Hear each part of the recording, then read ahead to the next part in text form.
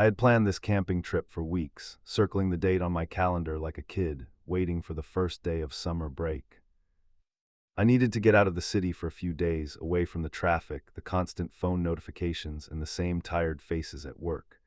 The state park I chose was supposed to be beautiful in late summer, and from what I read online, it could get pretty busy. That was fine by me. I was camping alone, and part of me liked the idea of having other people nearby, even if I was doing my own thing. When I arrived, the place was buzzing with activity. Kids were running around between tents, someone was strumming a guitar by the lake, and the smell of campfire smoke hung in the air. The ranger at the front gate told me most of the good spots were already taken, but she pointed me toward an opening on the far side of the grounds, campsite 17. When I got there, I saw why it was still available. The spot itself was nice, shaded by a couple of big oaks, but it was squeezed between two other campsites that were already occupied. On one side was a big family with 3 kids, the kind who liked to yell across the campground at all hours. On the other side was a couple who were just finishing setting up their tent. They looked to be in their late 20s. The guy was tall with a short beard and an easy smile. The woman was shorter, with long dark hair and a quick laugh. We exchanged the usual polite greetings, and they seemed genuinely friendly, asking how long I was staying and if I'd been there before. I told them it was my first time, and the guy, Matt, said they came here every couple of years. The woman, Claire, added that it was a special place for them. I didn't ask what she meant. By evening, the air had cooled, and most people had gathered at the large communal fire pit in the center of the grounds. I wandered over after finishing my dinner. Someone had brought marshmallows, another person had a harmonica, and the mood was relaxed. That was when an older man sitting across the fire started talking about local legends. He had one of those low, gravelly voices that made you lean in without realizing it. He said that a long time ago, the surrounding woods were home to a predator, something not quite a wolf but not quite a man either.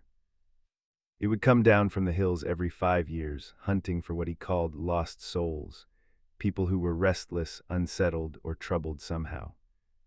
The others laughed it off, but he just smiled faintly and said the smart one stayed inside after dark during those years.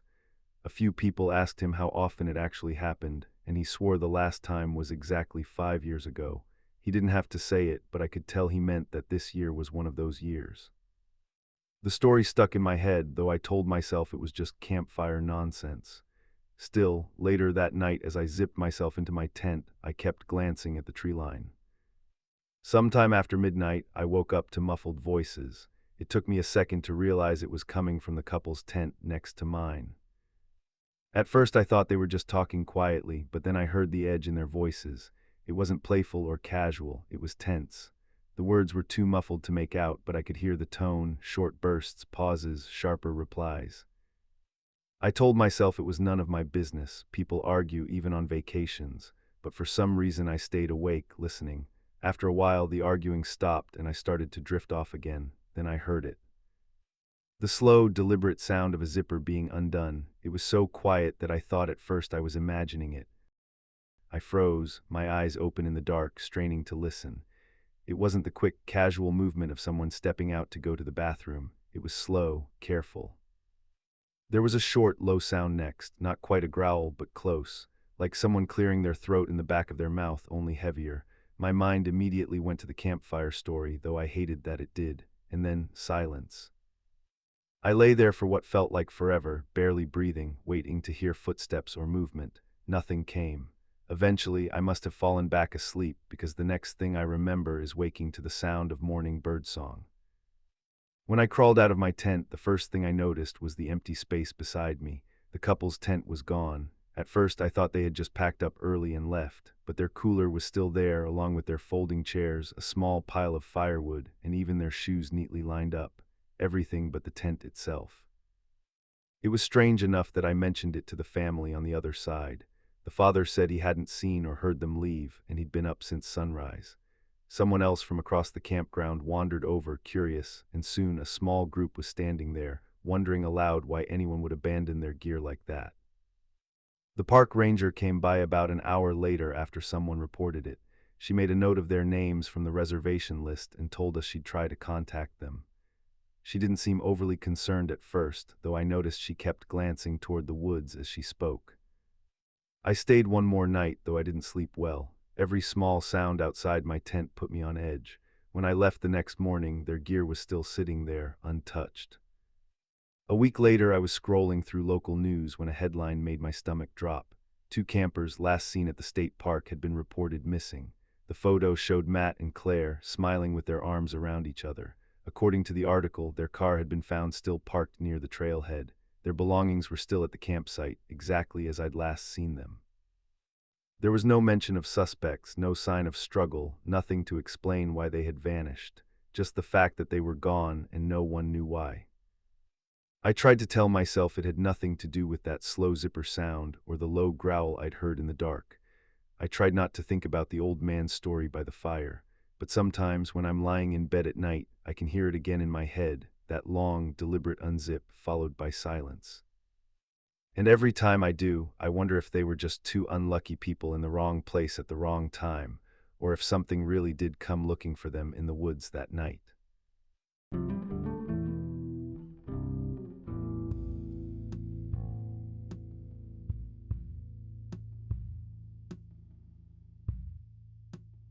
I have done a lot of solo hiking trips. Some people think it is dangerous, but I enjoy the quiet, the lack of constant notifications, and the sense of being far from anything.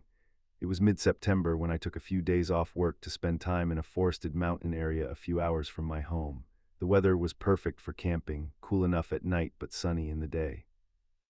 The first day was uneventful. I hiked about 8 miles from the trailhead to a spot I had marked on my map the previous year. It was tucked away near a creek, flat enough for a tent but far enough from the water to avoid dampness.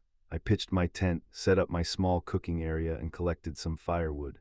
By the time I had eaten and boiled some tea, it was already getting dark. The second morning, I decided to explore a section of trail I had never taken before. It was narrow, winding, and clearly less traveled than the main path. About 30 minutes in, I noticed something lying in the dirt just off the trail. At first, I thought it was trash, but when I picked it up, I saw it was a smartphone. It had a cracked screen but was still in one piece. No case, no obvious owner around. I looked around, called out a few times, but there was no one. I assumed someone must have dropped it recently, maybe another hiker or camper. It was dead, so I could not check for any information right then. I figured I would take it back to my tent, charge it with my portable battery, and see if I could find a way to contact its owner. I kept hiking for a bit, but I could not shake a faint unease. There was something about finding a phone like that in the middle of nowhere that felt off. Still, I tried to be practical. People drop things all the time. That night after the sun went down and the forest turned into black silhouettes, I plugged the phone into my charger inside the tent. It took a while, but eventually the screen lit up. It was locked, with no signal this far out, but the lock screen photo caught my attention. It was a blurry picture of a wooded area, maybe even somewhere nearby. I thought nothing of it at first. I set it aside and started reading a paperback with my headlamp on. The forest was quiet except for the usual night sounds, wind in the trees, distant water. But then, just after midnight, I heard something faint. It was a ringtone. It was not my phone. The sound was coming from somewhere outside, farther into the trees. The melody was soft but clear in the still air. I sat frozen for a moment, listening. It played for maybe 10 seconds, then stopped. My first thought was that someone must be camping nearby and had the same ringtone. I opened my tent flap and shined my flashlight into the forest. Nothing, no movement, no light from another campfire. The sound did not return. I told myself I was overreacting, zipped the tent closed, and tried to sleep. When I woke the next morning, the phone was still plugged in, but something was different. The lock screen photo had changed. Now it was an image of a dirt path with a backpack lying in the middle. My backpack. I sat there staring at it, my heart pounding. How could that picture be on the phone? I had not taken it. I checked through the few lock screen previews. Another swipe, and there was a third photo, this time of my tent. And then a fourth, the worst one, a photo of me from behind as I was setting up camp on the first day. I felt my mouth go dry. Someone had been close enough to take that picture without me noticing, and now somehow their phone was in my tent. I did not even bother with breakfast. I started packing immediately. As I took down the tent, I noticed something that made my stomach turn even more. There were fresh boot prints in the dirt around my tent. They were deep, sharp-edged, and still slightly damp from the morning dew. They had not been there yesterday. I stuffed the phone into my pack without thinking and started walking fast down the trail toward the parking area. Every sound in the forest felt too close. Every shift of the wind made me think someone was behind me. I did not stop until I reached my car. I never turned the phone back on, and I have not gone hiking alone since.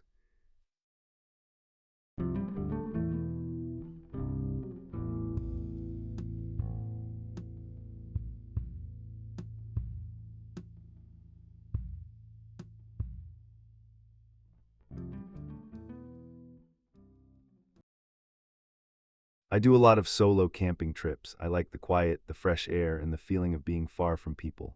This trip was supposed to be just like the others. I had picked a spot I had found last year, right on the edge of a small lake about 2 hours from town. You could only reach it by parking your car on the dirt road and hiking a short trail through the trees. No phone reception, no crowds, no noise. By the time I reached the lake, it was late afternoon. The water was calm and dark, reflecting the pines that surrounded it. I set up my tent a few meters from the shore, built a small fire ring, and unpacked my gear. The plan was simple: make some food, watch the stars, and get a good night's sleep before some fishing in the morning. Everything felt peaceful, at least until the middle of the night. It was around midnight when I woke up. I am a light sleeper, and at first I thought it was the sound of wind or maybe an animal moving nearby. But after a few seconds I realized it was splashing. Not the small ripples you hear from fish breaking the surface, but steady splashes, like someone swimming. I sat up in my sleeping bag and listened. The sound was coming from the lake. My first thought was that maybe there were other campers nearby and someone decided to take a night swim. I unzipped my tent quietly and peeked out. That is when I saw her. A silhouette faintly lit by the moonlight in the water. She was maybe 20 or 30 meters from shore, moving slowly. At first, I could only make out the shape of her head and shoulders, hair slicked back against her neck. It struck me as odd, because the water would have been freezing that time of night. I stepped out of the tent and, without thinking, lifted my hand to wave. She stopped, completely. No splashing, no movement, just floating there, staring in my direction. For a few long seconds I stood frozen too, unsure what to do. I thought maybe if I used my camera I could see better. I had brought it along for nature shots and it had a decent zoom lens. I ducked back inside the tent, fumbling through my bag to find it. When I came back out, she was gone. The lake was still. No ripples, no sign she had swum to shore. It was like she had never been there at all. I stood by the water for a while, scanning the surface. Nothing. Eventually, I convinced myself it was either my imagination or maybe a branch floating in the water. Still, I felt uneasy, so I lit the fire higher and decided to cook something. Food always calms me down. I pulled out my pan and started frying some sausages. The smell of sizzling meat and smoke filled the air. I remember glancing at the lake a couple of times, half expecting to see her again, but there was only darkness. I started to relax until I turned back to the fire. She was sitting there, right in front of me, on the folding chair I had set up earlier. I froze with the spatula in my hand. She looked completely dry, her dark hair falling loosely around her face. She was young, maybe mid-20s, and in any other setting I might have thought she was beautiful, but there was something about her expression. Calm, too calm. I stammered out something like, "Hey, you must be freezing here." I grabbed the spare blanket from my tent and draped it over her shoulders. She didn't move to take it, just kept her eyes on me. "Who are you? Where are you from?" I asked. Nothing. She didn't even blink, just that steady gaze as if she was studying me. I glanced at the fire and noticed something strange. Only a few minutes earlier it had been burning strong, but now the flames were low, almost gone, even though I had just added wood. The light was fading quickly, shadows growing taller all around us. The darkness closed in faster than it should have. I grabbed my flashlight and clicked it on. The beam of light swept over the empty chair. She was gone. The blanket I had given her was neatly folded on the seat, as if it had never been touched. My stomach felt like it dropped into my shoes. I spun in every direction, shining the flashlight into the trees, along the shore, over the water. There was no sound, no movement, nothing to tell me where she had gone. The rest of the night I sat by the dim fire, not moving, barely breathing, until the first hint of dawn. At 5 in the morning I could not take it anymore. I packed my things as fast as I could, shoving gear into my backpack without caring how it fit. My hands were shaking so badly I dropped my tent poles twice. I felt exposed, like someone was standing just out of sight, watching. When everything was stuffed into my pack, I slung it over my shoulder and started back toward the trail. A few minutes into the walk, I slipped my hand into my jacket pocket and felt something cold and smooth. I pulled it out. It was a small stone, clear like glass, the kind you sometimes find at the bottom of lakes. Inside it, caught perfectly in the center, was a single fish scale, frozen in place. I do not know how it got there. I never went back to that lake. I've replayed that night in my head 1,000 times. Every shadow, every splash, every second she stared at me. I can't explain what happened or why she appeared like that or how she vanished. It wasn't a dream. It felt too real. Sometimes I wonder if she was real at all, or if the lake has its own way of showing you things you aren't ready to understand. But the stone in my pocket tells me she was something physical, tangible, something that should not exist the way it does.